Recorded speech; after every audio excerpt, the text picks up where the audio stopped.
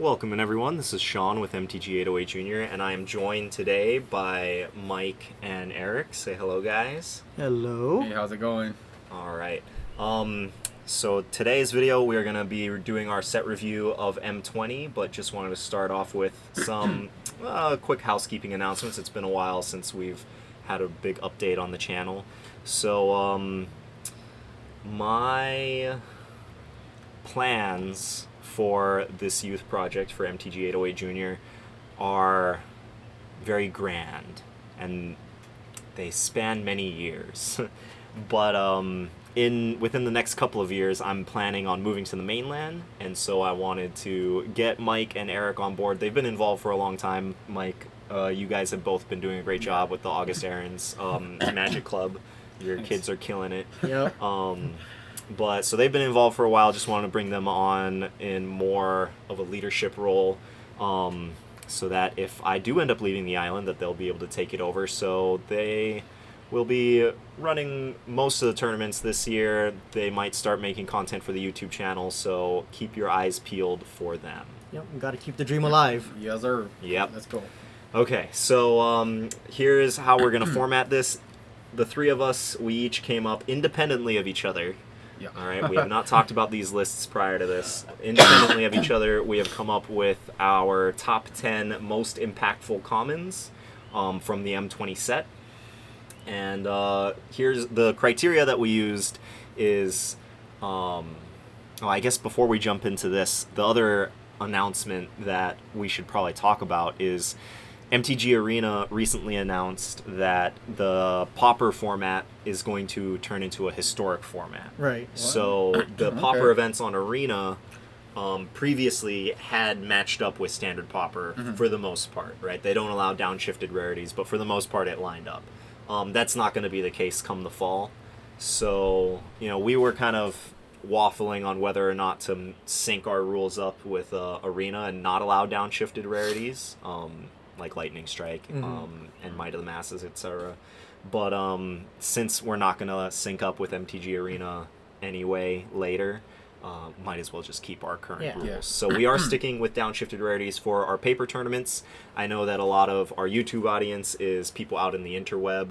I'm sorry, but most of our content is not going to be continuing to follow the MTG Arena format. We may dabble in it from time to time, but that won't be the main focus of the channel. So we'll totally recommend cards that would be suitable for Arena Pauper.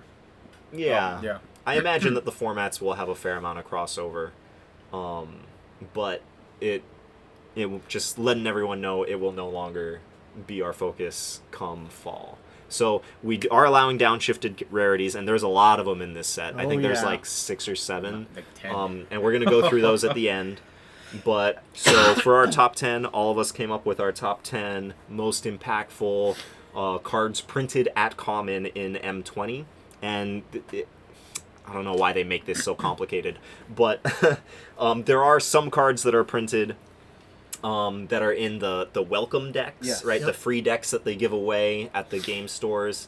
I believe they're going to be part of the new player experience on Arena. And there's some cards that are printed in those decks that are technically part of the set, so they are going to be legal in standard, but you can't get them in packs. The same goes with Planeswalker decks. Yeah. So Silverbeak Griffin is a good example from a previous season. You could not get that in packs. I think real paper copies ended up being worth like $2 each because you got one in each of the white welcome decks.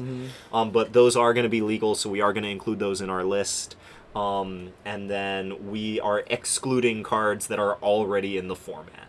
No shocks, no murders, no soul salvage. Yeah, those are all examples of cards that currently exist in the format. And are already role players. They would probably be somewhere in our list, but since they're not changing anything, we decided to exclude them from our list today. So we're going to start off with honorable mentions. So Eric, what do you got? Well, my first one is Frilled Sandwalla. It's a green 1/1 lizard, and for 1 and a green, Frilled Sandwalla gets +2/+2 till the end of turn. Activate this only once per turn. I really like it just because it reminds me of its, I guess, grandpa Rootwalla. And just as a 1-drop, being able to become a 3-drop or becoming a 3/3 on turn 2, that's pretty powerful. And I also have. Let's talk a little bit more about Frilled Sandwall here. I'm a little higher on it than you. Yeah. It's actually on my top 10 list. But I think it's gonna make a big impact on the format, mostly because we saw the green aggro decks prove themselves last season, right? Yes. JP, he came in 4th at the scholarship Yep. tournament, and he was just tearing up the tournaments prior to that, all with playing mono green aggro. And that deck was a really good aggressive deck, but it only had 4 1-drop creatures. Yes. Right. Yeah. It had other. It was playing 4 Llanowar Elves. It had other options on 1 mana, but none of them were good enough to make the deck. And with the addition of Frilled Sandwalla, you're going to have a 1-drop creature that is going to be very aggressive, Yeah. right? Just playing it on turn 1 and then attacking. You can attack with it into bigger creatures, just threatening to activate it. They can't really block in the early turns. So you just get a really big bang for your buck with Frilled Sandwalla, and it's going to slot right into those green aggressive decks. That is actually on my list too. Like, it's not honorable, but it's on my top 10. Okay. Oh, I don't know.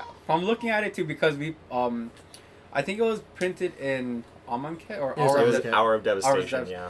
And when we started Magic Club, we actually had a Golgari player that ran the Sandwalla. So it was actually I enjoyed it. I'm glad that it's back.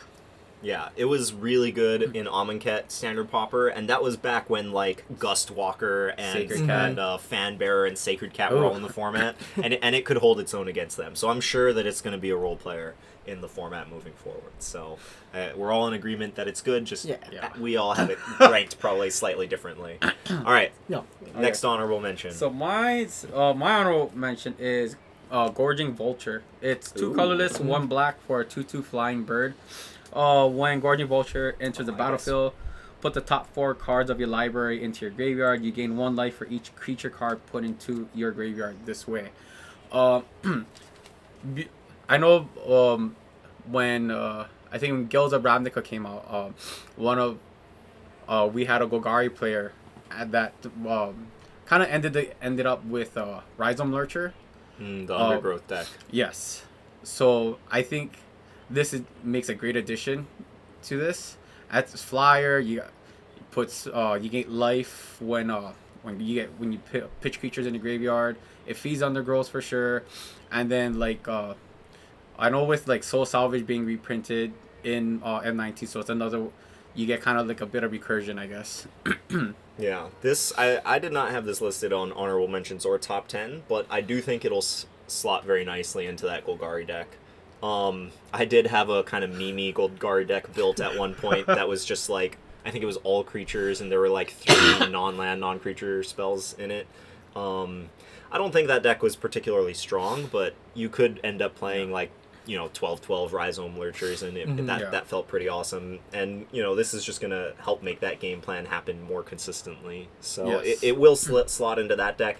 How good that deck is gonna be, I'm not sure. Maybe this will pull it over the edge though. So, on actual Pauper, real Pauper, they've actually been talking about Gorging Vulture. So there's a lot of potential for it. Yeah, there's lots more graveyard payoffs That's true. in regular Pauper. But even just gaining 2 or 3 and playing a 2/2 for 3 is really, really nice.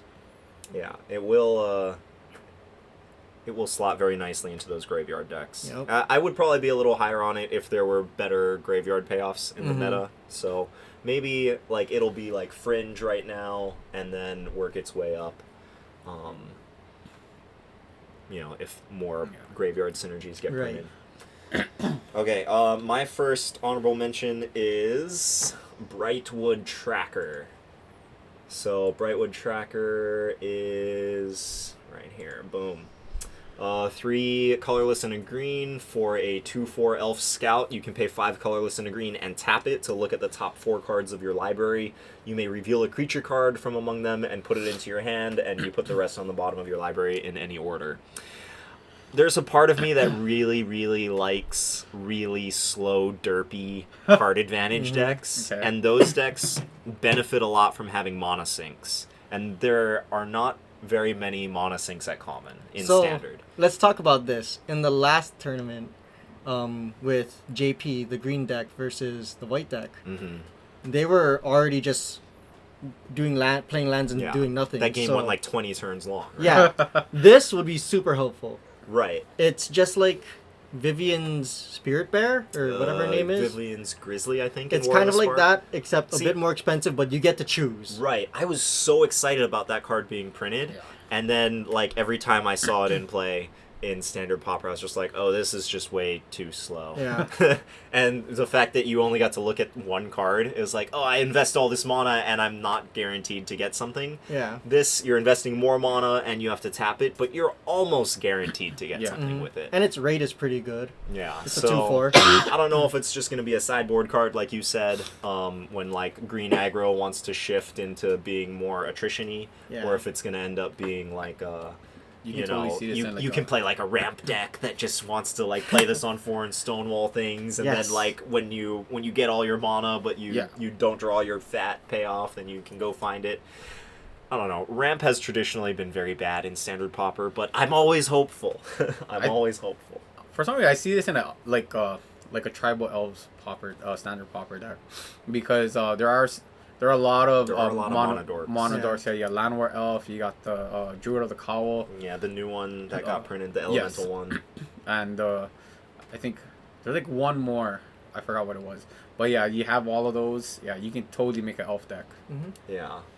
So it has potential. I'd be surprised if it made very many waves, but I think it might find a niche home.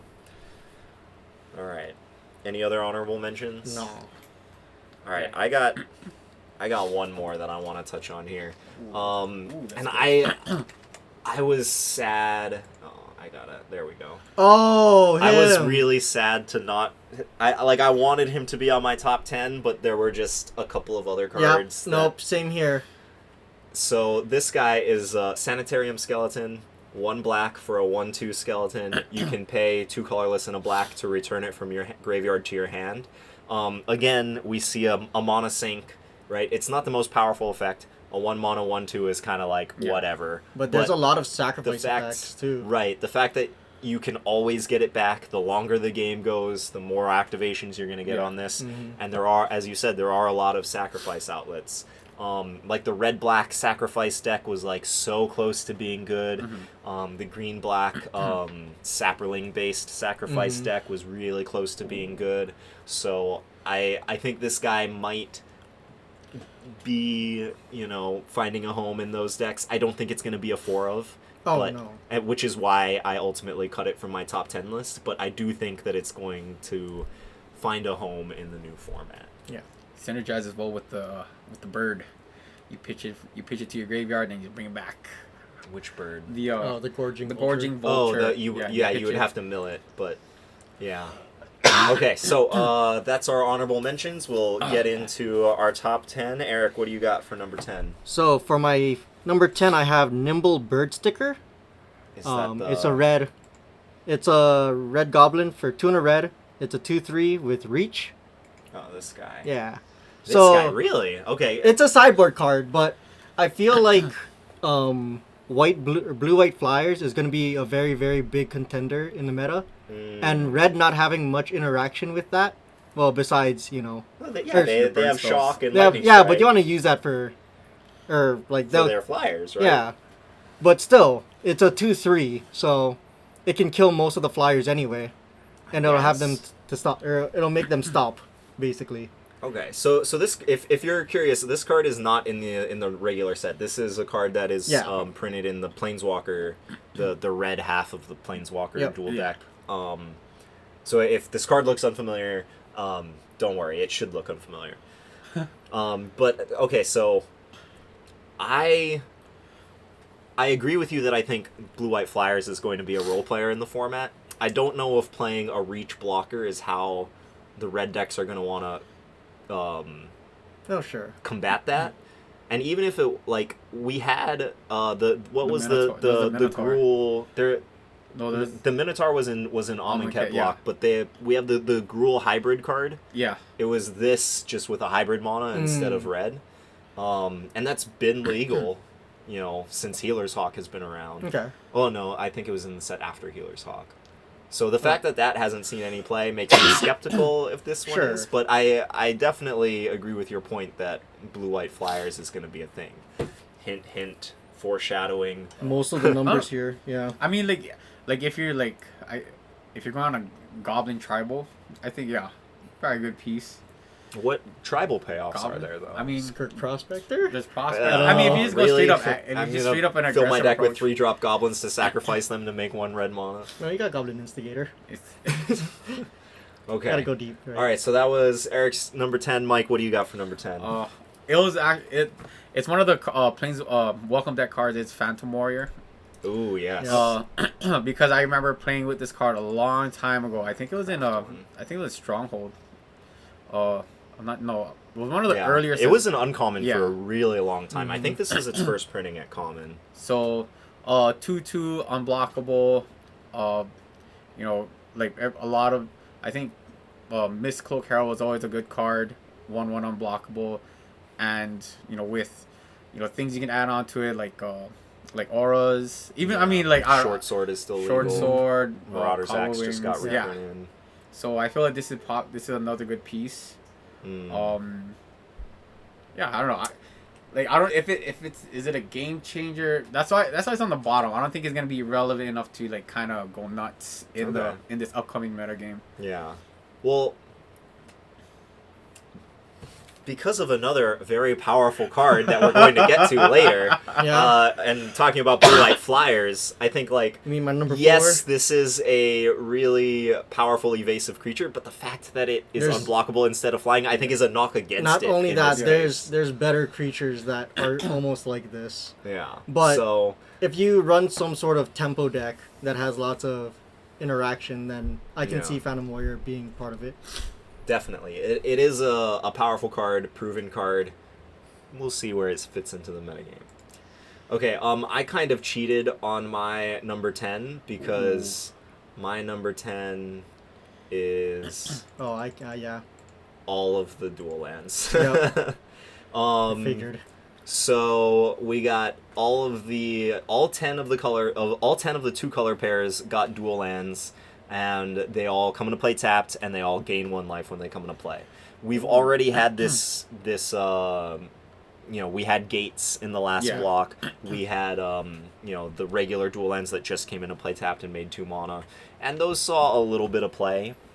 But the fact that they come into play and gain 1 life now, that is a significant upgrade. The 2 color decks, your mana because there's so few dual lands and the cost of coming into play tapped is so high, playing a 2 color deck in this format is a real cost. Yeah. Yes. Right? And playing 2 color aggro, we saw lots of instances where 2 color aggro would just get color screwed and lose. Yes. 2 color mid range or control, if you're playing those decks, gaining a life is going to be really important. Oh yeah. Right? So you're making your mana better, you're gaining life, drawing the game out. I'm especially excited about this one right here. Oh yeah. Good old blue-black control. Oh, yeah. We got someone who's gonna enjoy that card really much. Yeah. So especially the ones that are in traditionally slower color pairs, I think that they're going to make an impact on the format. Is it a very big impact? Not the biggest. 1 life. It's not going to matter in every game, but the games that it matters, it's going to be so good. All right, so that's my number 10. Might just keep you alive for that one last turn. Yeah. All right, moving up to number 9. What do you got, Eric? Okay, so for number 9, I have Audacious Thief. Ooh. It's the black one. Yes. Yeah. There he is. So for 3 mana, 2 and a black, whenever he attacks, you draw a card and you lose 1 life, and he's a 2/2. So this has a lot of Dark Confidant feelings, where whenever it's your upkeep, you would draw a card and lose a life, or lose a life equal to the converted mana cost. But this, all you gotta do is attack. Yeah. It doesn't even have to deal damage. But the only reason why this is at number 9 is I'm not really sure where to put this card. I'm thinking some sort of Dimir mid-range or Rakdos or aggro, but yeah, it just needs to find a home. I agree with basically everything you just said. I am a little higher on it than you are. Do you have it on your list, Mike? It is. It is actually nice. Just because. Oh, you have it at 9. I have it at 9 too. Wow. Okay. Just because, like, yeah, I agree. So when this card got spoiled, like, I was I know, like, a few seasons ago, I was one of our kids was running mono black aggro, and aggro decks in general, they just kind of lose gas once their hands start going. So I feel like this card will actually help it out. Will it make much of a big impact? I don't know. I agree though. It will. I think it'll probably find a home in a Demir mid range deck. Maybe go back into mono black aggro just to just refill the hand. Yeah. Okay. I agree with all of that, but I am much higher on this card than both of you. I won't give you my placing on it just yet, but it's higher than number 9. And the reason for that is because I think that the problem with black aggro prior to this set is that all of their 1-drops and 2-drops sucked. Yeah. Right? Like, they had the 1/1 Death Touchers, which were okay.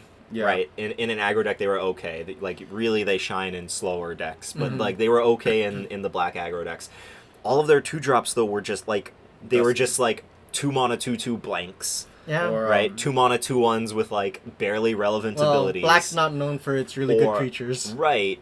So their best 2-drops ended up being Dusk Legion Zealot and Burglar, which were, like, super attrition-y cards. Yep. So, like, black aggro was kind of, like, straddling this weird line.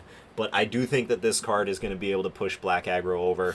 If you are just playing... If you play this on 3... And then it's going to help you draw into your instant speed removal. True. You start removing their blockers. As long as you can keep their blockers off the board, like if you get 2 activations off of this thing, I feel like it's broken. Oh, yeah. Like if you get 1 activation off of it and then trade with their 2/2, like that's great. If you get 2 activations off of this, like I think it's going to be very hard for you to lose. So I'm much higher on it than you guys. Like it reminds me a lot of Darkblade Agent. Oh yeah, right. What energy one? The Demir one with Surveil. Oh yeah, it was the Surveil payoff. Like you would put bad Surveil cards into your deck to make that card great. And this it's not exactly the same. Like it doesn't get Death Touch. It has 1 less toughness, right? But the drawing a card when you attack is just so powerful that you would put bad cards into your deck to make that card good. You don't have to do that with this. You can just play a good creature curve and good removal, and then have this, at the top or in the middle of your curve. True. I have 3 cards on here that say draw a card. Drawing cards is my favorite part of this game. Okay, so that was both of your number 9s. My number 9 is a reprint, but it is good old Unsummon. Yep. I assume this is on your guys' list. This is way higher. You guys are way higher on it than I am. Oh man, yeah, mine's high. So, I guess I struggled with where to put this card. I do think that it could very easily be ranked higher, but I have it at number 9, and just the reason for it is that it's not straight removal, right? Like, you need to be playing a deck that cares about tempo to play this. But, like, we saw Merfolk and Pirates both do really well back when this was legal. It was in Hour of Devastation, right? Yeah. So back when Amonkhet block was legal, we saw these like blue-based tempo strategies do reasonably well. They were usually playing about 3 unsummons, and they were just able to like get that tempo against other aggro decks. I don't think it's not going to go into every blue deck. Like it's not just a slam dunk. Every blue deck is going to play this, but certain blue decks that care about tempo are going to love this card. So the 2 decks that I'm thinking about is blue-white flyers. Yeah. Just because if they have a flyer, if they have some way to kill it or block it, you just got an unsummon. And the second one is it spells? Just because you can bounce their thing and your creatures get bigger. That's true. You would probably want some number of unsummons in that deck. Yeah. Although, like, I would want to max out on burn spells in that deck before I start playing Unsummon.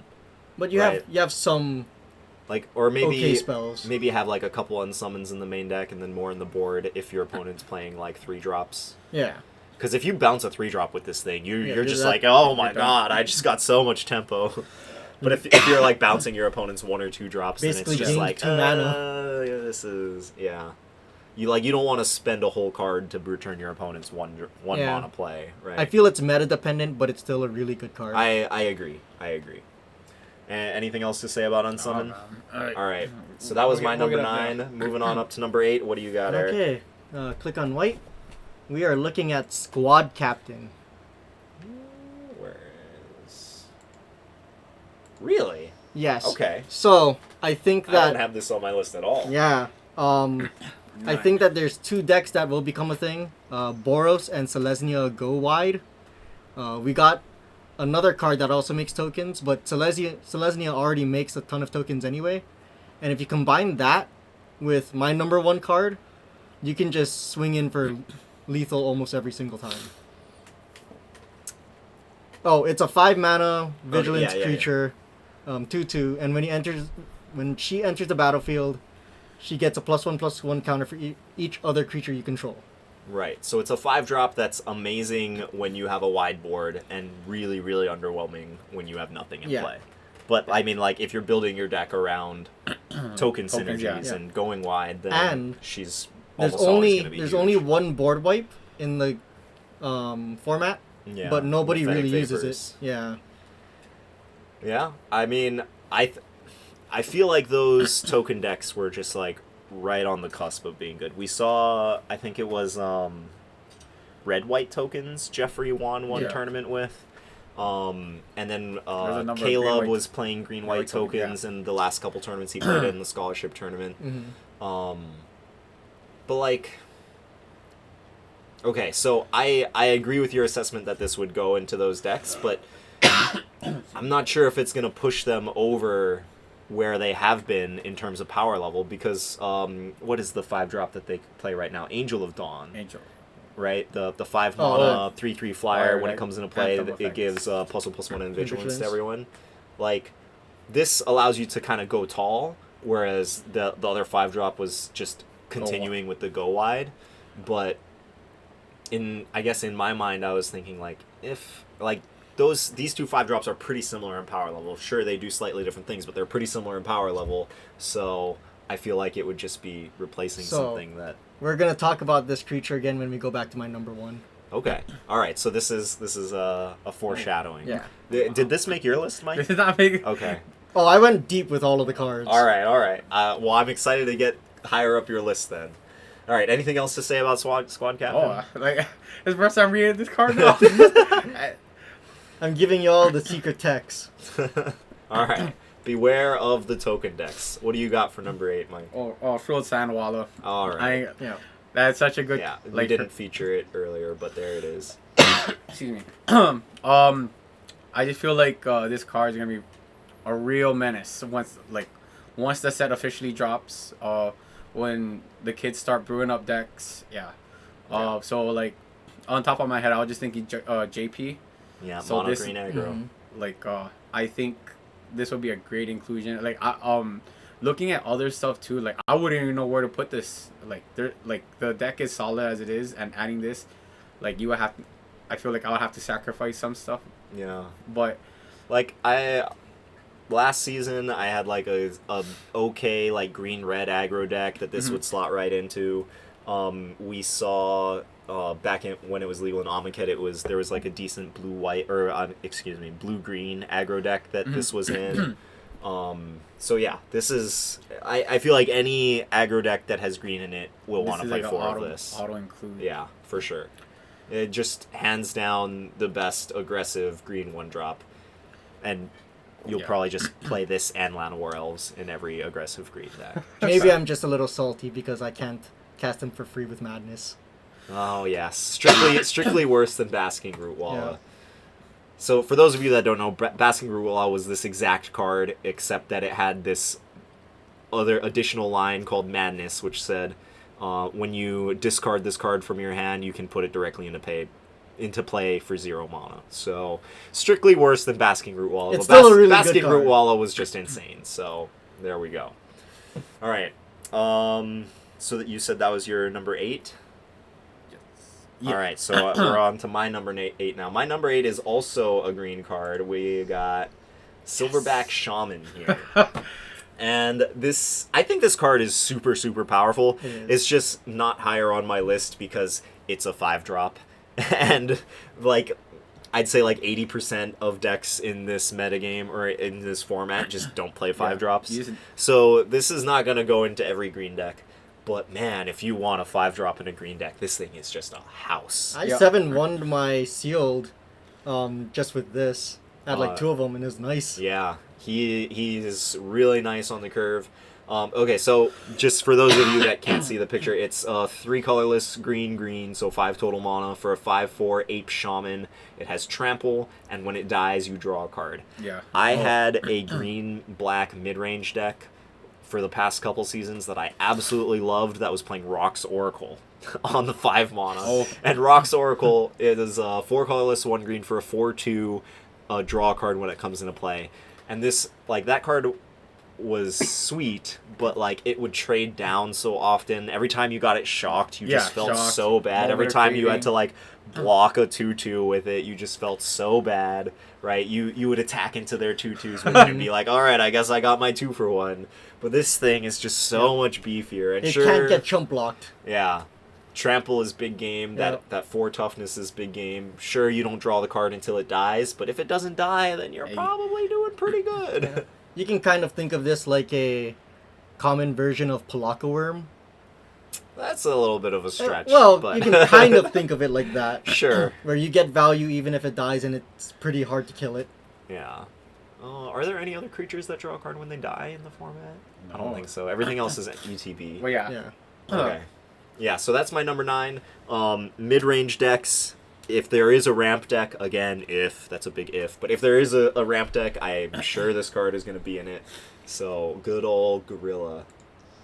Alright, so that's all of our number 8s. Moving on to number 7. What do you got, Eric? So this one's going to be a real hot take because he's a fire elemental. Okay. So it's Wildfire Elemental.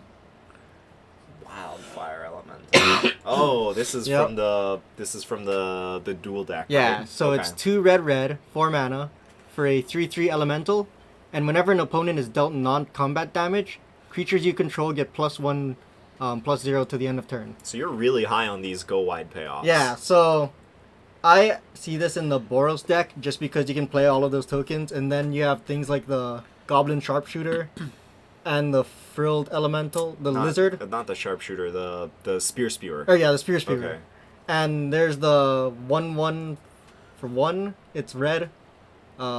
Whenever he attacks, it deals 1 to any target. Oh, the new elemental guy. Yeah. So you can basically just... Is it any target or is it whatever it's attacking? Well, let's see. I'm pretty sure it's any target while it's attacking. I think it's it deals the damage. Right here. Yeah. No, it deals it immediately. To the player or planeswalker it's attacking. Yeah, so it doesn't hit creatures, but it hits whatever you're attacking. Yeah, so then it'll get pumped up by Wildfire. Right, so you hit the opponent with this, and then it triggers this and makes all your creatures huge. Okay. And I also see this in an elemental deck just because you can play the Chandra's Cat, the Fire Cat, and you can use that as ramp to just widen your board. Yeah. There aren't very many other elemental payoffs, just the 4 mana. The Flamekin. Yeah. Yeah. I mean, that is a pretty good one. There's the Trample one, too. Oh, the green one? Yeah, the Trample Lord. They go well together. Okay. I did not have this card on my radar at all. Did you? Oh, what look at it. I just have so seeing this, like, it's funny because I've seen all the spoilers. I just haven't gone as thorough into the list as Eric. But when I look at this card, man, I just like I got ideas going on in my head. So yeah. Well, unfortunately, if you want to play this card in paper, it'll probably be significantly more expensive than normal commons. Probably like a 75-cent card. Yeah. But, still reasonably accessible. So, good old Wildfire Elemental. Yep. All right. Hot take for sure. Hot takes. In every way. All right, what do you got? It's a black card. It's Boneclad Necromancer. Oh, the good old 5-drop.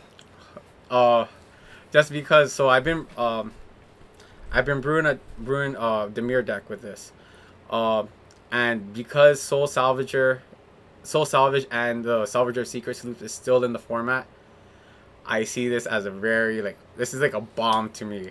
Because you want to disrupt those I loops, just or you play it with the loop. So so for the last standard Pauper format, so there was a Salvager of the Secrets and Soul Salvage loop. So you would just keep looping Salvager of Secrets and Soul Salvage to get back creatures and spells. So with this kind of adds on to it. Yeah. Soul Salvage gets back 2 creatures, and then Salvager of Yes. Secrets is a creature that you can get back, and then it comes into play and gets back the Soul Salvage. So it'll loop, netting you an extra creature each time. Yes. So with this, when a Dimir midrange deck slash Dimir control deck, all their creatures that are going to the graveyard, you just make when this enters the battlefield, you just eat up one of their creatures in the graveyard to put 5 power on the table. So then by then 5 power is a lot. Yeah. 2 bodies equal 5 power. Plus you can chump block with the Boneclad. Worst if it hits a graveyard, you Soul Salvage back, and then you play it again, eating up another creature from their graveyard to add more to get 5 power again. So this card is not on my list. Oh, But It wasn't on mine either. I did have to pause when I saw it spoiled, because I was like, this is graveyard interaction. Mhm. It's so rare to get graveyard interaction in this format. And I was actually thinking about it against that deck. I mean, yeah, Right? Because there's so few ways to break up the Soul Salvage loop. Basically, it's cancel, negate, and then clear the mind. Or Yeah. there's one other Yeah. graveyard hate card that is bad and not worth playing. So this card, if you're playing against the Soul Salvage loop, you can bring it in out of the sideboard and meaningfully interact with their key creatures in their graveyard. But using this I as don't know if I would want to play it alongside that loop, because I've built a lot of Soul Salvage decks. Believe me, I love dirtily card advantage decks. And the balance that you always need to strike is you can't have too much top end, right? Yeah. So if you're playing Salvager of Secrets and this on your top end, that's a lot of 5-drops. And then you got to make sure that you have card draw. You got to make sure you have cheap removal. And I mean, I could see this fitting in with the strategy nicely. I'm just not sure how it fits in with the curve. So yeah, I could see it. I could see it. I don't think it's top 10 worthy, Yeah. but because when I was looking, and during previews I played with this card too. I'm it's once it enters at that point in the game, it's yeah, what do? You got you got a zombie, and you get rid of a creature in the graveyard. I mean and I think what's good for me with core set 20 is they're bringing a lot of graveyard stuff. They're allowing players to actually use graveyards as a really good resource. So something like this would really help to either disrupt. So what you said, Sean, disrupting the Salvager loop, or even let's just say if they need that one drop skeleton, this totally takes out that skeleton. well, if they're tapped out. If they're tapped they out, can yes. respond. And then you don't get your token Yeah. Then- if they respond by returning it. Yes. Okay. Anything else about Boneclad Necromancer? Teferi's Time Twist. Okay, this is one of the more impactful ETB Yeah. triggers. So if you are trying to build a deck around ETB triggers, I could see that. But is that really better than just What's the looping first- I'm Salvager trying of to Secrets? sell it. I'm trying to. Okay. What is I'm the thinking first of time death to and it? taxes. It blinks. It's a 1 blue 1 colorless instant. Exile target creature. It gets a Is plus- it you control or You control. target And then creature you control? At the end of turn, it comes back with a +1/+1. What set counter. is that from? It's from War. Okay. Yeah, I think you can blink Planeswalkers too. Yeah, and but, then they you come know, in. That's a common? Chandra ain't no common Yeah. here. Yeah, it's a common. Wow. Okay. All right, so Boneclad Necromancer. What number was that? That was 7. All right, my number 7 is also a black card. I got Blood Burglar on my top 10. Do either of you guys have this on your No. top 10? No. Oh, okay. So, as I was saying before, I think the problem with Mono Black was that you did not have good aggressive 2-drops. Yeah. Right? And we've seen Mono White aggro, or just white aggro in general, dominate off the back of Bishop Soldier and Mesa Unicorn, right? Yes. This is strictly worse, right? But only having lifelink on your turn is a big downside. But having lifelink on your turn, like if you're aggro, in a perfect world you're going to be attacking, and this is in an aggro deck. I think this is going to be the best black 2-drop that you can play, and so that it's in my top 10 just because I think that it is going to become the backbone of any aggro deck that is playing black.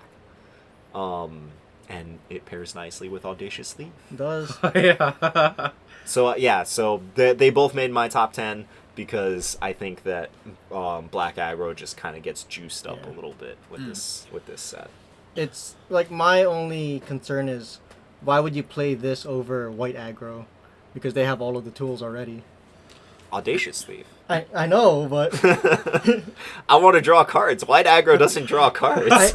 Sure strike. And your removal is not better, sure strike, right? Defiant strike. You get disfigure and murder. That's true. You have all the removal. Yeah. So like you get removal, you get some card draw, you have like decent creatures. Yeah, we just need to see a kid You don't play get this. Healer's Hawk though. Yeah. Alright, so the Blood Burglar is simple, but I think it'll see lots of play. Alright, so that brings us to 6. Okay, so I'm pretty sure that you guys have this higher up, or lower. Go to blue. We are looking for Cloudkin Seer. Cloudkin Seer? It's right there, second row. Oh, yeah. Yep. This is higher on my list. Yep. So number 6, why... well, first read it, and... So it's a 2 and a blue for a 2/1 flyer, and when Cloudkin Seer enters the battlefield, you draw a card. And it is notably an elemental and a Yes. wizard. Yep. So, drawing cards I think is worth 1 mana, right? Generally, if you look at Opt. Yeah. So, having a 2/1 for 2 mana that's also a flyer is really, really good. Also, we get a uncommon shifted card that is incredible, especially in the flyers deck. So, that along with the huge tempo swing, I think this makes it a really, really, really good card. Yeah, they printed Aven Eternal in the last set, and I was just like, oh my god. What should Aven?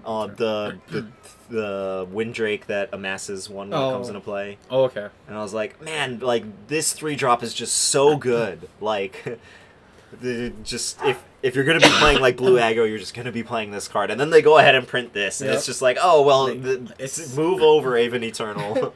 We have a better Windrake now. Yep. Yeah, just, I mean, I love drawing cards. I was playing freaking, Muse Drake, is that the name of it? Yeah, I was playing Muse Drake in my mid-range decks before. There's also Sky Scanner too. Yeah, I built a lot of Sky Scanner decks. And this is just so much better than both of them. The second power means that it trades relevantly in combat. It provides like a realistic clock. It cycles out. All while just replacing itself and adding to the board. So I'm higher on this than you are. But I agree that it definitely belongs on this list. You'll see did you have this on your list? I actually wrote it down, but I crossed it out. I actually crossed it out. You don't have it on your list? It was written down. I wrote it down, but I crossed it out. It got bumped and didn't even get an honorable mention. Yeah, I was like, look at it, like, ah. Like for some, see, is there? Hey, no peeking. It's right over there. But anyway, yeah, it was on the list, but I crossed it out. I was like, all right, I believe you. I'm like, I want to go back on that. No, but that's right. I mean, look at it now. This looks like a really, really, really solid card. It's what got me my 3-0 during series. Yeah, this card is so good and limited. Yep. All right, what do you got for number 6, Mike? 6. It's a red card. It's that Mastiff card. Pack Mastiff? Really? Okay. Eric and I were talking. I just called it a cat, but it's a hound. And I was getting really confused. It's Wild Mongrel is quite possibly the best 2-drop of all time, and it was a hound. Yeah. So it's got a strong pedigree. So it's a 1 red, 1 colorless for a 2/2 hound. So its ability is 1 colorless, 1 red. Each creature you control named Pack Massive gets +1/+0 until end of turn. When looking at it, with like mono red aggro, with it losing, with a few months left, what was that? Firebrand Captain or something. Yeah. I think that was Firebrand, Fleet Booter. Fleet. Something like that. Yeah. Firebrand something. So- It's this card basically, but it was a human pirate, and instead of pumping each creature with the name, it just Yes, pumped pumped itself. So like I don't know. To me, I feel like this looks like a really really good card, especially in the aggro, especially playing aggro. But like, not all of the red aggro decks before played that other version. And sure, this is an upgrade, but Like- is it enough of an upgrade that it's like, okay, well now this is going to be the red 2-drop that's in every red aggro deck? I don't know. Well, because when I saw it, when I first read it, that's why when I looked at it, each copy of it, you just gotta pop it up. You just have to use the ability once. You just make all your other copies like bigger. So and then, You're like, playing with- a 60-card deck with yeah, only there's a 4 reason why I copies. didn't choose Fairy Miscreant as. I was on the thinking list. about having that You as see? an honorable mention, but Yeah, I it's a did 60 not. card deck that doesn't have or the format doesn't have any deck manipulation, so yeah. it's really difficult to pull that off. And I think it's gonna be a little bit more difficult to pull this off because red doesn't have a lot of card draw. Right, and a 2-drop, getting multiple copies of a 2-drop into play is going to be a lot more awkward on your curve than getting multiple copies of a 1-drop into play. Like, I don't think this is a bad card, but I don't think it's going to, like, dethrone the current, like, best 2-mana red creatures. What do we have? What do we have? We have Viashino Pyromancer. Pyromancer, yeah, that's like Yeah. automatic. I do think that the Firebrand was in the top 3 before, right? Yeah. So this Yeah. will just replace it unless you care about pirates. But the 2-1 Menace guy. I think the 2-1 Menace. Which one was It's that? the Goblin Pirate, Goblin Trailblazer. Oh yeah, Goblin Trouble. I think that's a better 2-drop I than think so, this too. in aggro.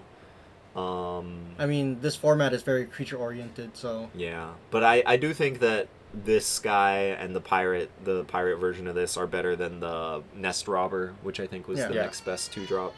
Yeah. well, when we rotate out to the next format or next Yeah, all Yeah, of those I'll leave, fix that. so maybe So- this will just be the A best sleeper? the best 2-drop Yeah. once rotation happens. We'll yeah, see. exactly.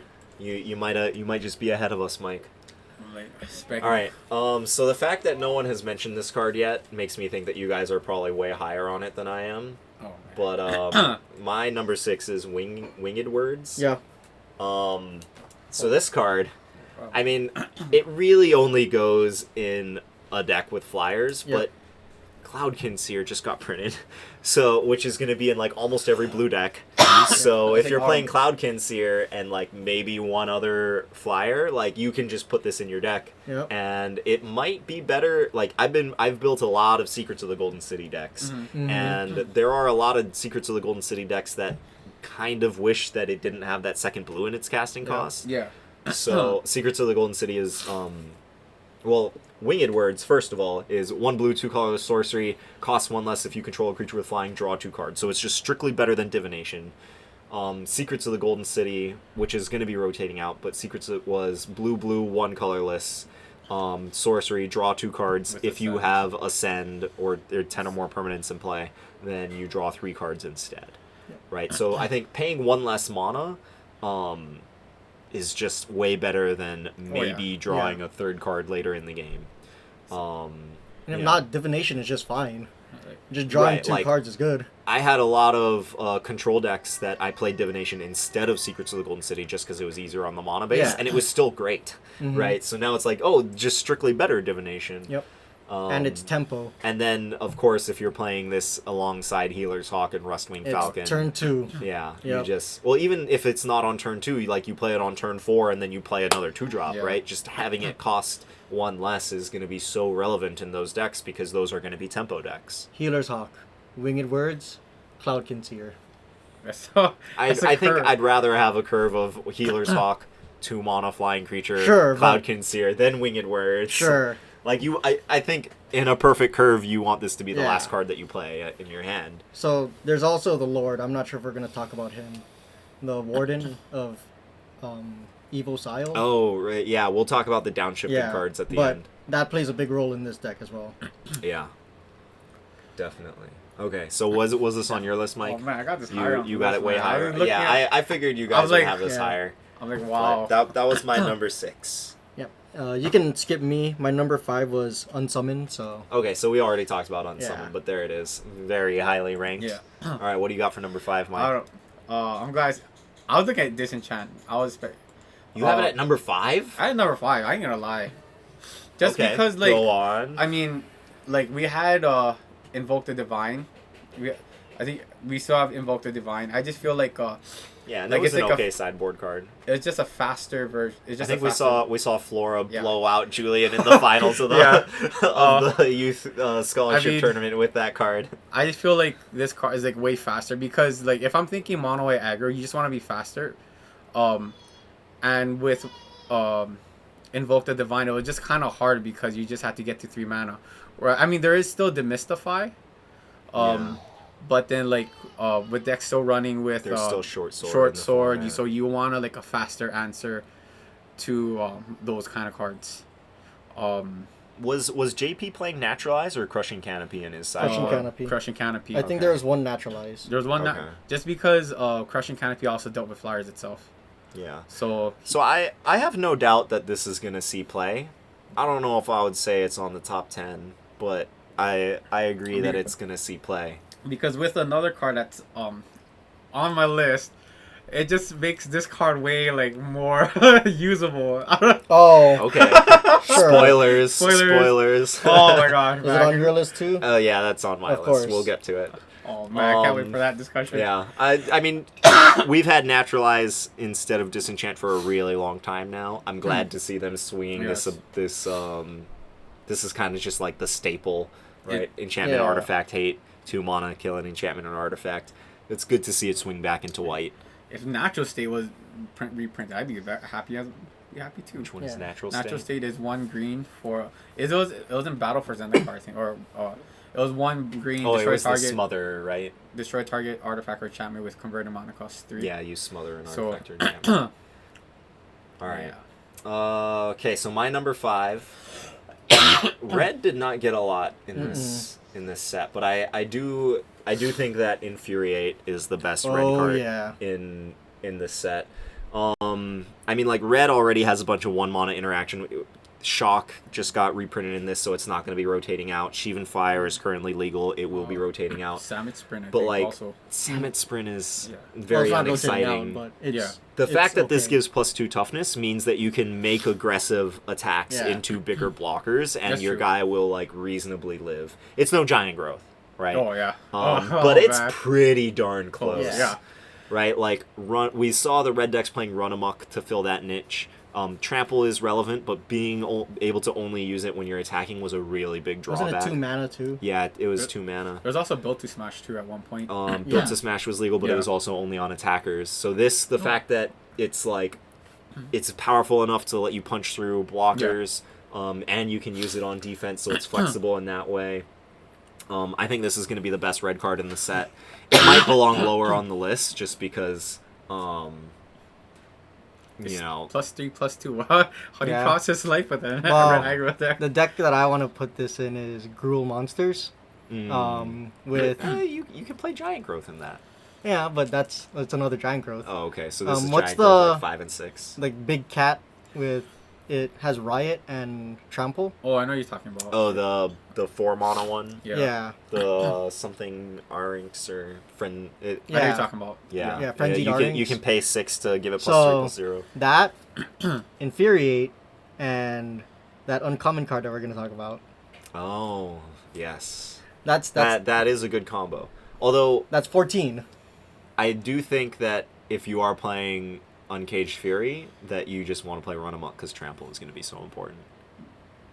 Right? But that's one more. Well, he has mana. Trample already. Yeah, that's one more mat. Yeah. Sure, if you're playing a bunch of creatures that already have Trample, then this works. So wait, does the Frenzy or have Trample? Yeah. Okay, Trample and Riot. Ooh. Yeah.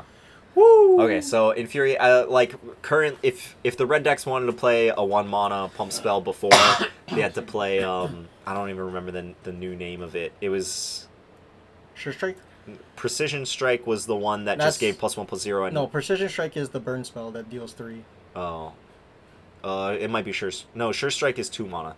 There No, Sure- was yeah. there was a 1 red, target creature gets +1/+0 on first strike. Oh, And yeah. then they just came out with, I think it was in the last set, or Allegiance, where it was the same thing, but you also scryed. Yeah. and that was probably the best option that you had as a pump spell in Oh, red. okay. Yeah, it's Storm's Um, Fury, I think. Sure.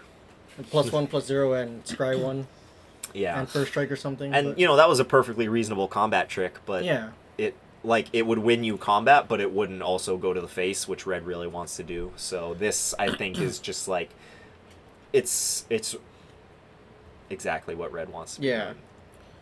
All right, so that was number 5. Moving on to 4. Oh, let's talk about Raise the Alarm.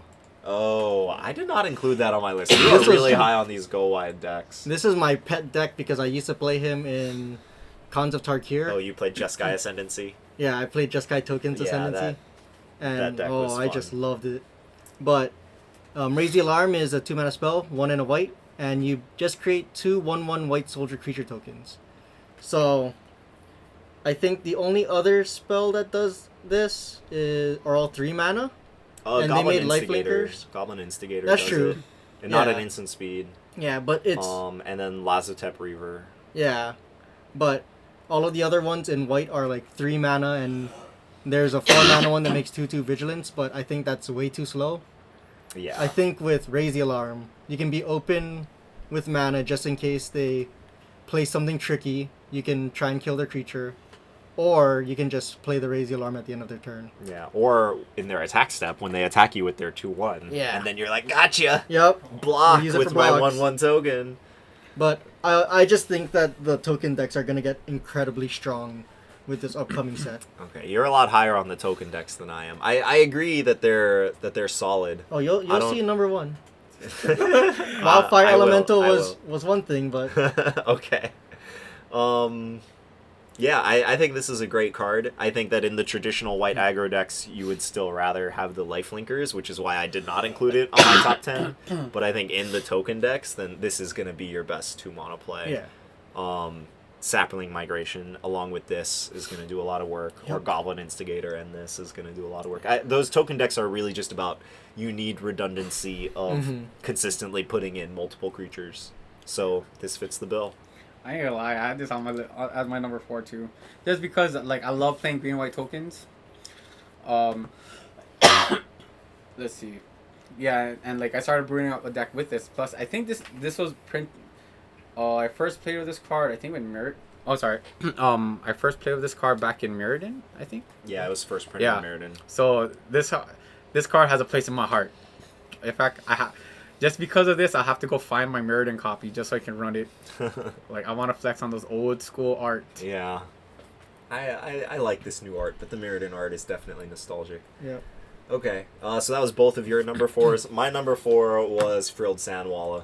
Oh yeah. Yeah, so we've already talked about this card. It's great. It's going to go in every green aggro deck. Moving on. Number 3. Okay, so no, my number 3 is Winged Words. Okay, yeah, so you're much higher on it than Yeah. I am. I'm all in with the tokens and the tempo. Yeah. Just Healer's Hawk was already so good. Yeah. And now it's like, oh, hey, you just got a great friend. Mhm. All right. Number This 4? was Or number 3? this was a hard. This was between this and it was that green pump spell, Growth Cycle, Growth Spiral, I think. Growth Spiral. No, yeah. Growth Cycle. Growth Growth Cycle. Spiral is the. Oh, Growth Growth Cycle. Yeah. Just because you just get more value if the more you use it. So like Wait, so is this your card, or were you saying that you so were it was debating? it was between this and Unsummon. But when it like Was Unsummoned not in your list? it's on my list, but it's like it's like right there when I look, Okay.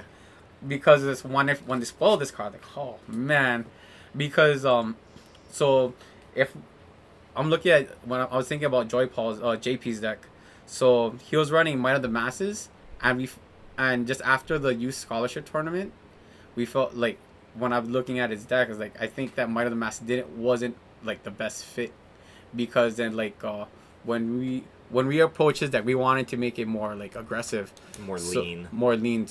So yeah, like I think this will probably help the deck out. You think that this card is better than Titanic Growth? +3 plus. So before I go to that, Growth Cycle is 1 green, 1 colors for instant. Target creature gets +3/+3 until end of turn. It gets an additional +2/+2 until end of turn for each card named Growth cycle into your graveyard. That's in your graveyard. Right. So the first So- one is +3/+3. +3. The second one is +5/+5. Then 7/7, and So- the last one Yeah. is huge. So you just get more value as the game progresses. So, and like thinking of JP's play style too, I think this card will best fit it. Like, and there is Titanic growth, but at the same time, like, I probably would want him to like tinker with other cards as well. I mean, Alright, it's the same thing. Though. So here's how I looked at this card, right? Like, you compare it to Titanic Growth, which is the same cost, instant, target creature gets +4/+4 until end of turn. The first copy of this is going to be worse than Titanic Growth. The second copy is going to be one better, right? So if you play the second copy of this, you're breaking even as if you play Titanic Growth, right? Total of +8/+8. It's not until you play the third one that it's going to be better than Titanic Growth. Also, if you do the first Titanic Growth, that's 1 mana versus 2 mana. And then the second one, you would play Giant Growth. So Giant Growth is... Well, I think we can all agree that Giant Growth is the best of all the pump What I'm spells. saying is, if once you cast the second one, which would be Titanic Growth, because it's +5/+5, let's just say, that'd be spending 3 mana, and then with Growth Cycle, that'd be 4 mana. So you're spending more mana with Growth Cycle for an average effect that probably won't be that impactful. I think I understand what you're saying. So you're saying to get to pumping 7 power, Yeah. you need to pay You more need to mana. pay more with mana. this. Yeah. Okay. And it's not as reliable as just getting an efficient spell. Yeah. I like my spells to consistently be good, and the fact that the first copy of this is going to be worse than the first copy of Titanic Growth. Granted, usually the first copy of Titanic Growth is just like super overkill. Yeah. If you're like using it to win a combat early in the game, it's just like, okay, and now I've super won this combat. So maybe the fact that the first one is worse than Titanic Growth isn't going to matter that much. But my gut tells me that I think I would rather go with consistency. I mean, like, you'll have a great story if you ever kill someone with +9/+9. I mean, You're against the mill deck, right? yeah, persistent petitioners, Yeah, gotcha. They banned that in. Oh yeah, we should probably say we have banned persistent petitioners in our Wait, youth tournaments. They banned it on Arena. oh, is it? Oh, okay. I Yeah. did that. See, I did not. Lots of feel bads on best of one. Yeah. I did not like. I don't. So Eric and Sean play more Arena than I do. So like, Yeah. Well, and I think that persistent petition, or this is a tangent, but persistent petitioners was just like, it did not have interesting play patterns. You No. just had the same play pattern every game. If you stumbled, then you just died, right? And so if you didn't go 2-drop persistent petitioners, 3-drop Yeah. persistent petitioners, 4-drop, 2 Persistent more, petitioners, and then yeah. start milling them, then you just lost. Yeah. It doesn't make for interesting. So gameplay. it wasn't interesting gameplay. It was not fun to play against. So I was happy that they banned it on Arena. I'm happy to ban it. When in was real this? life. It was like the second time they did Pauper. Yeah, when But- they did the Pauper event during War of the Spark, it was banned. Also, did they just like? Yeah. I heard like stories where like those petition decks would just go way more than 60 cards. Yeah, Oh, they like would go to 100 like something. 100 something. Just so Yeah. to stop other To potential counter the petition. petitioner decks, Yeah, but then yeah. Wow. So I think with Growth Cycle, going back to this, Yeah. I'm just not so high on it just because it feels like a win more card, and I just want decks or cards that do what I need it to do. Yeah. I mean, as I was saying, the difference between +3/+3 and +4/+4 early in the game is probably not that much. So if you wanted to play a card that's going to be great in the later game, Yeah. I could see playing this instead of Titanic Growth, but Plus, my is it- my could gut make a- tells me to yeah, just you go could Titanic make a Growth. The a self grave deck. Yeah. Oh yeah. Well, I mean, the if vulture, only the vulture. Rhizome Lurcher. Yeah. I mean, it's a with good growth defensive cycle. card it's too. something that'd be helpful. Yeah. So, someone build that and Bulgari. post us a list. Oh, I got you. I Alright, got you guys. so that was your number 3? Yes. Okay. My number 3 we've already talked about. I said I was super high on this card. And there it is. Audacious Thief. Yep. I think this is just it's an engine. If you can protect it and get multiple triggers off of it, it's going to be way better than your average common. This is my number 3, and I think it's going to be great. Yeah.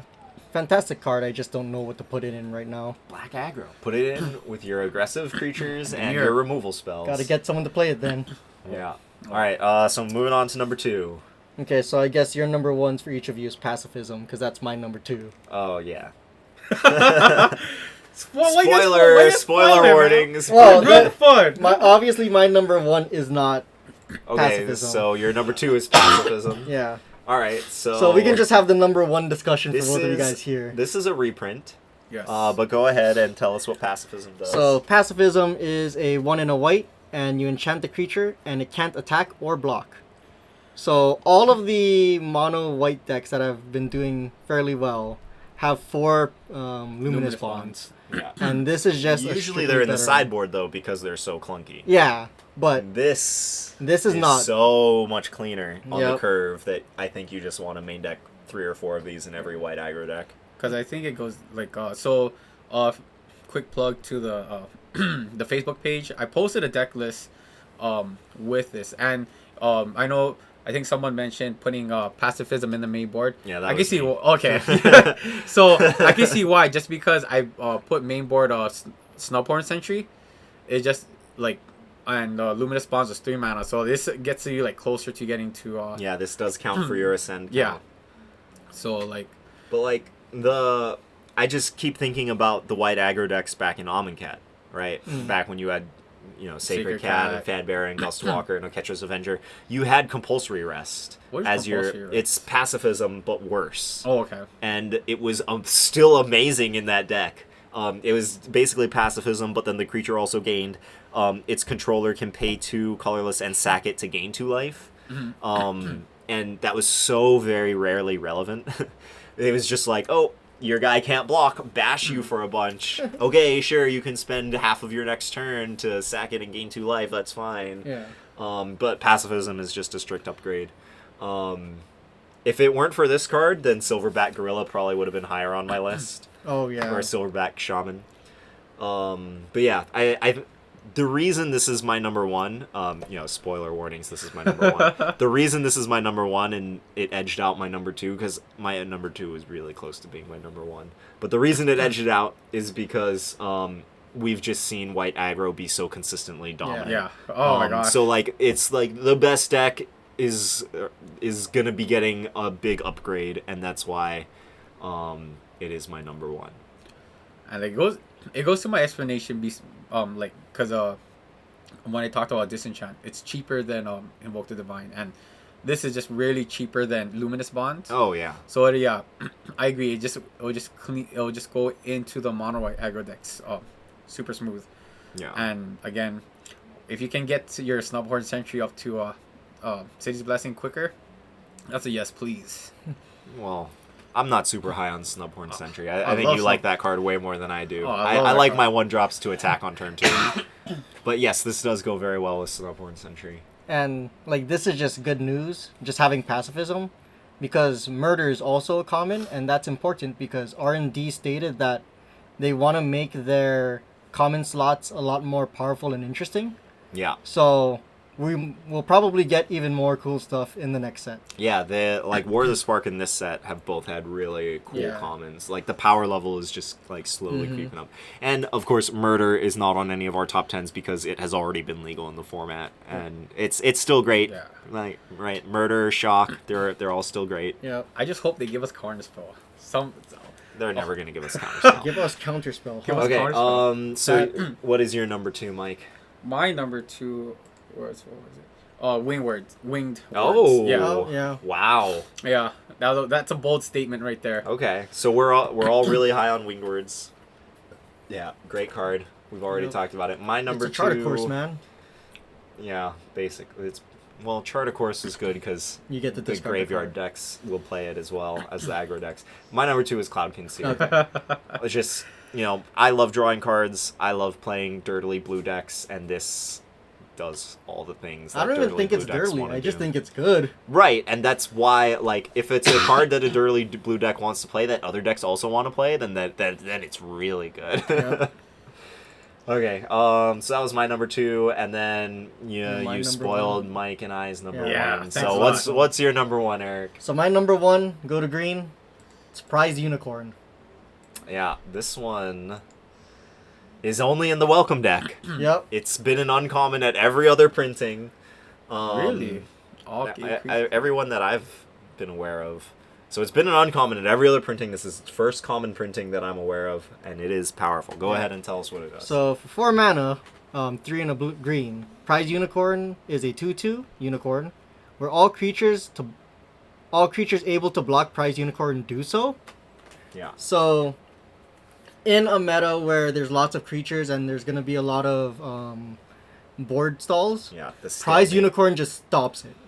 It forces all of your opponent's creatures to block that, and you could use like one pump spell, or you can have all of the rest of the creatures just attack and go for the win. Yeah. So it forces all their creatures to block this, so then all your other creatures get to hit them in the face. Yep.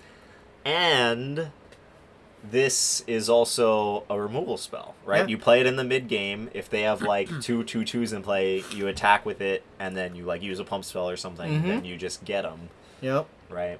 Or if they just have a 1/1 in play, then they have to block this, Yeah. right? So, This is a you need to kill or you're going to lose card. very often, yes. Wait, this is printed as an uncommon? It's been an uncommon many Yeah. times before. Hey, you cheated. That was okay. No, it's common now. No, but it's a shifted uncommon. Yeah, it shifted to common, not the other way Well, around. okay. It's not printed as Yeah. an uncommon in this set. Oh, okay. Right. So Yeah. the all right. So that's our top 10. We are going to spend some time talking about all of the downshifted cards. So what is there? Is like 7 of them? I think Yeah, I probably have 9. the list. All right. So the first one, we'll just Oh. go in order here. Oof. God's Willing. Oh, This card Oh. was a common in Theros, and it was amazing. Yep. It is still amazing. Yep. So God's Willing is 1 white instant. Target creature you control gains protection from the color of your choice until end of turn, and scry 1. So for those of you that don't know, protection hasn't been in a standard set very recently. But if a creature you control has protection from a color, it cannot be targeted by anything of that color, and it cannot be damaged by anything of that color. So if your 1/1 is blocking their big giant 6/6 green creature, and you give it protection from green, your creature is going to live, right? If they are targeting your creature, with shock, and you give it protection from red, all of a sudden shock gets countered because now it's not a legal target because it has protection from red. So this is a 1 mana spell that can basically save a creature from anything that you want it to, and it scries. Yep. I remember playing this in Heroic. It was super fun. Yeah. So big this the upgrade only for the white aggro decks. Is this the only spell in common that has protection? I believe so. Okay. And the Pauper I is- think we need to explain this more later on, like during the tournaments, because protection is really confusing sometimes. Yeah. There's a reason they got rid of it. Yeah. And then brought it back. Yeah, and they brought it back as an uncommon instead of a common, so. Alright, next one is Loyal Pegasus. This one was printed as a common in some Theros. core set. There- yeah, it Was was it Theros. Theros? Yeah. I think it was. It was like one of the Theros. It was one of the Theros. or- I think it was. what Journey to Nick? No, not Journey. It's the one with I the want to say it was three- Journey to Nyx. It's the hoof with the 3 pointies. I don't know. I don't know. Journey to Nyx. I'm gonna say it was Journey to Nyx. Okay, so Loyal Pegasus is a 1 white Pegasus 2/1 flying, and it cannot attack or block alone. Is this the only 2/1 for 1 mana in standard Pauper? Yes. That's I believe so. I think that's enough of a pedigree. The flying is extra. Yeah, but but the the thing fact you that you can- can never attack with this on turn Yeah, 2, that's true. unless you play like a haste dude.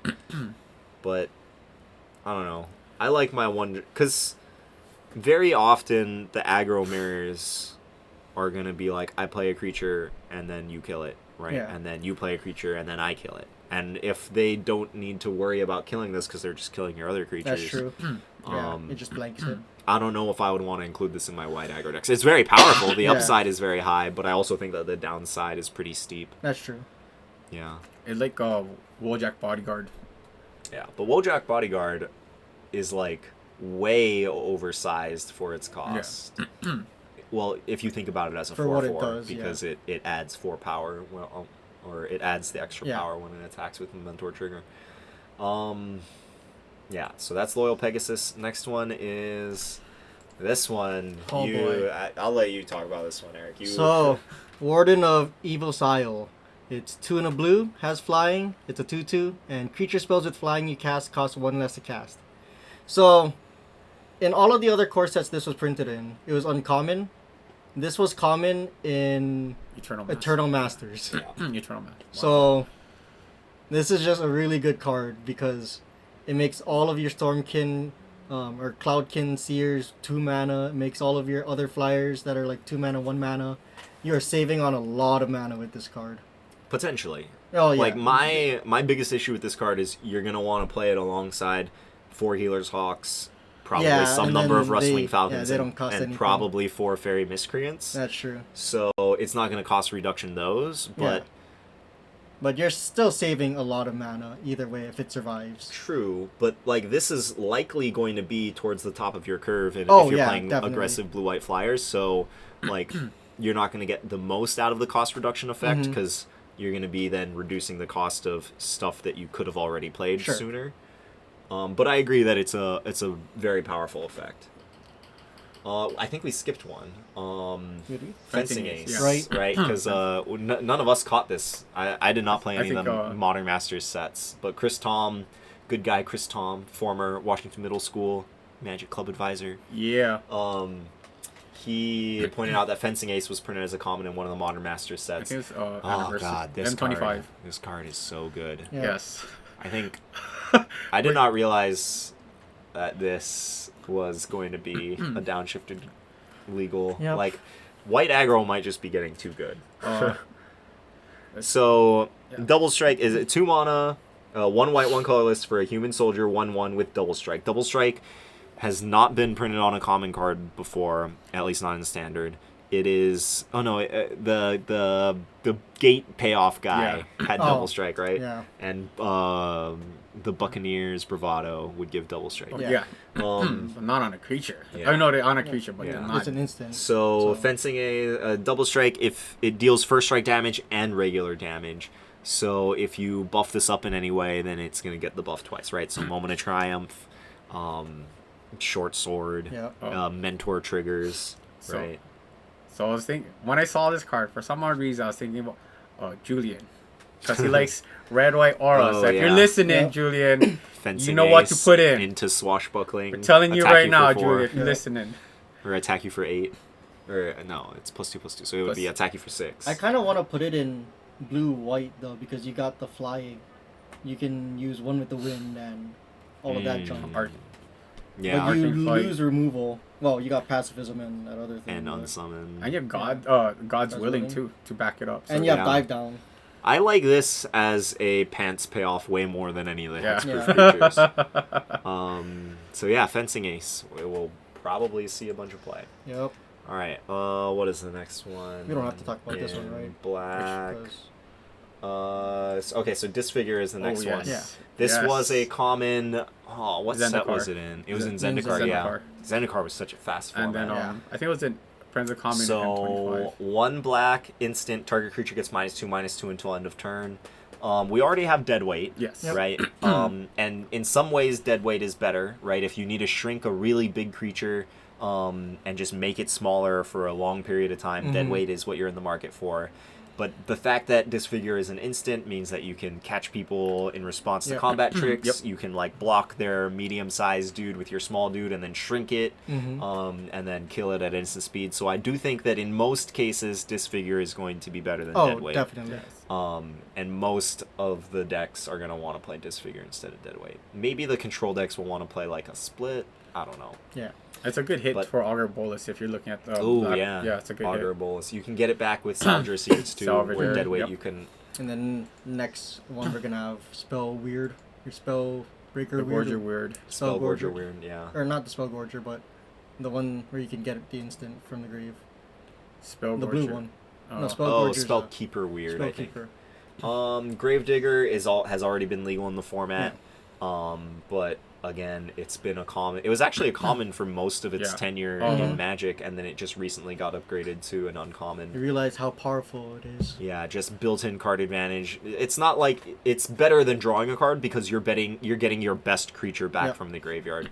Sure, sometimes your graveyard is going to be empty and you're going to feel real bad, but most of the times this is just like draw an amazing card. Yep. Love card selection. Yeah. And then the next one, boom. You're really high on this, Eric. Go Yeah. ahead. Uncaged Fury was a card from Shadows over was it Innistrad. Shadows or was it Shadows over Eldritch? Innistrad. Yeah, I think it was the first set. Okay, Shadows. yeah, Shadows over Innistrad. It was a common, and it is 2 in a red, and target creature gets +1/+1 and gains double strike until end of turn. So during Kaladesh time, I used to play a deck that just got this super big and then double striked for I don't even know how much damage. Yeah. Electromancer, I think that's what it was called. The Oh, the pummeling- electromagnetic pummeler. Yeah, the electrostatic pummeler. Oh, yeah. Yeah, I got to like 256. That's pretty absurd. But still, with this, you can play a big creature deck and just give it +1/+1 double strike and hopefully put it on something with trample like the Frenzied Arnix. Yeah. Or just play this alongside Run Amok. Yeah, Run Amok, Infuriate, Wild Growth, all that kind of stuff. Yeah. It can turn the aggro deck or the mid-range like monster deck into a combo deck. We saw this card see a lot of play when it was in Standard Pauper, in Shadows over Innistrad. I'm sure it's going to see a lot of play yeah. again. All right, I think there's just one more. No, there's Oh, no. three more. Okay, the green one. We already had. This is the Marasa. next one. All right. Yeah. Oh, So this was a common back in battle for. Oh no, I think it was the it second was, set. What was the second set? Oath of the Oath of the Gatewatch. Gatewatch. Yeah. So Pulse of Marasa is 1 green, 2 colorless instant. Return target creature or land card from your graveyard to its owner's hand, and you gain 6 life. 6 life is a lot. yeah. I think like usually new players overvalue life gain and like how good it is.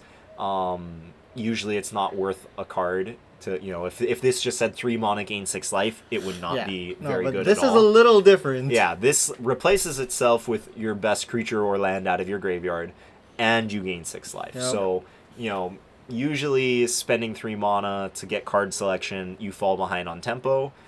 This makes up for that by giving you some life back. Yeah. And it's an instant. And you can just side it in against Burn. aggro or burn decks when you just primarily want the gain 6 life, Yeah. and then you just so happen to also get a card back with it. So very swingy card. Don't know if it's gonna make it into a lot of main decks, but it's a very, very powerful sideboard card. Just get back my Gravedigger with Pulse and Marasa, and then play my Gravedigger to get back. Sorry. Yeah. All right. We skipped over one. This one has already been legal, but we'll Yeah. just mention it. Might of the Masses, 1 green, instant. Target creature gets +1/+1 until end of turn for each creature you control. This is probably the most powerful go wide payoff. Well, it's definitely the cheapest, which I think speaks to the power of it. It was a common in Origins most recently. It was first Yeah. in Rise of the Eldrazi, I Mhm. think. It was an But yeah. uncommon in. Yeah. It was a I forgot which Ravnica set. the first one had Guilds. Celestia. Yeah, guilds. All right.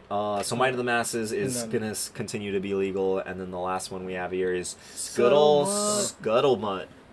I would be very surprised if this saw any play in Standard Pauper, but it is It's notably legal. It's a shame that the second ability doesn't really do much. Yeah.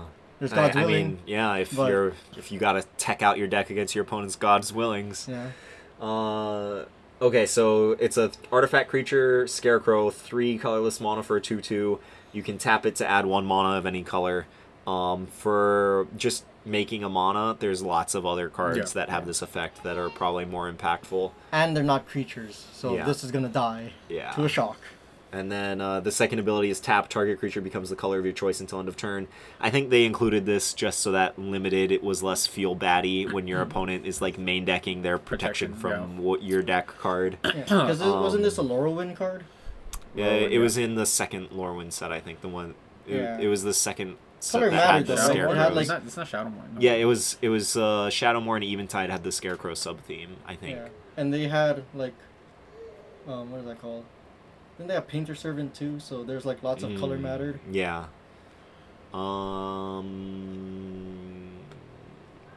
Chroma was a mechanic. Chroma was a lot older. Oh, Chroma was in. Anyway, that's a unnecessary tangent. Okay, so that's it for the downshifted cards.